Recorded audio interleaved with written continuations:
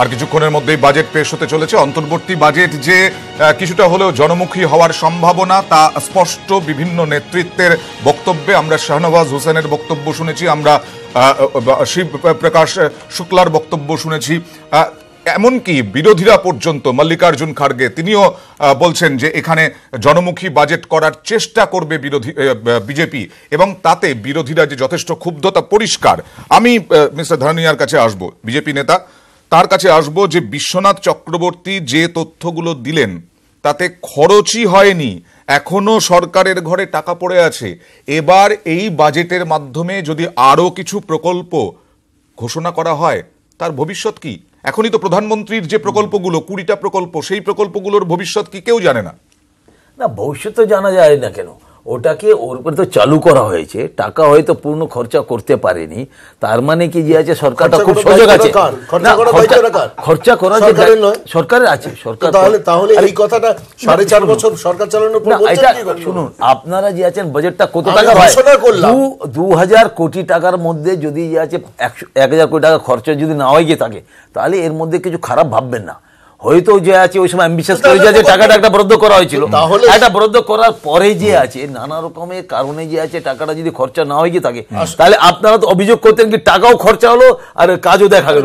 রাজীব গান্ধী যেরকম বলেছিলেন যে আমাদেরকে 100 টাকা খরচা করলে 1 টাকা খরচা করলে 10 পয়সায় যাচ্ছে, শেষ পর্যন্ত খরচা যায় কি ওখানে পৌঁছায়, এটা তো হয়নি।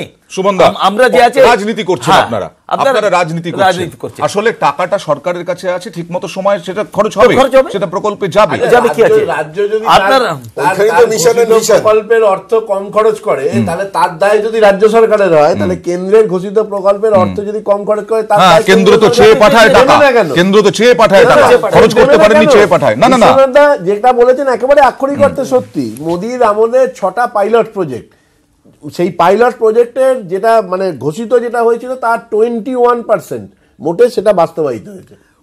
আপনি ধরুন বেটি বাঁচাও বেটি পড়াও প্রকল্পের কথা বললেন, যা 56% বিজ্ঞাপনে খরচ হয়েছে। আপনি যদি তার পাশাপাশি কন্যাশ্রী, এই যে কদিন আগে এসেন অমিত শাহ বলে গেলেন যে কন্যাশ্রী নাকি বেটি বাঁচাও বেটি পড়াও দেখে হয়েছে, কিন্তু কন্যাশ্রী চালু হয়েছে 2 বছর আগে, আর তার 2 বছর পরে বেটি বাঁচাও বেটি পড়াও কত খরচ হয়েছে? 600 থেকে 700 কোটি টাকা। হ্যাঁ, আর আপনার 7000 কোটি টাকা অলরেডি কন্যাশ্রীতে খরচ হয়েছে, 60 লক্ষ ছাত্রী তার সুযোগ পাচ্ছে। না, যেটা সুমনবাবু বলছেন যে রাজ্য সরকার যদি টাকা খরচ করতে না পারে, তখন কেন্দ্র বলে টাকা ফেরত নিয়ে যাব, ওই টাকা আমাদের কাছে থাকবে। কেন রাজ্য সরকার টাকা খরচ করছে না? কেন্দ্রের কাছ থেকে কে জবাবদিহি করবে?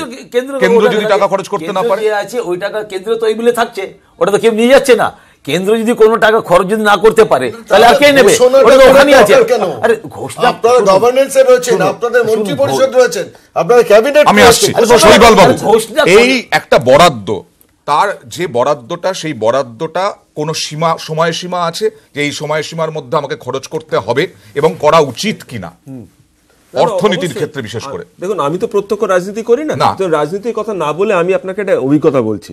আমি দিল্লিতে একটি প্রতিষ্ঠানে গিয়েছিলাম, আমি নাম বলবো না, কিন্তু তারা সরাসরি সরকারের কাছ থেকে টাকা পান, এবং তার যিনি ভারপ্রাপ্ত আধিকারিক তিনি বললেন যে সরকারের কাছ থেকে টাকা নিই, দেখুন আমার কত ক্রেডিট, এবং তিনি এটা ঘোষণা করছেন একটি মিটিংয়ে, যেখানে আমিও একজন মেম্বার, যে আমরা টাকা নিয়ে ফ্লেক্সি অ্যাকাউন্টে টাকা রাখি, যেখানে বেশি ইন্টারেস্ট পাওয়া যায় 60 দিন, 70 দিন, 80 দিনের, এবং টাকাটা সরকারকে ফেরত দিই। আমি গত বছর 30 কোটি টাকা সরকারকে ফেরত দিয়েছি খরচ না করে।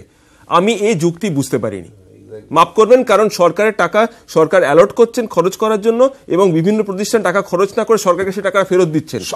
টাকা কেন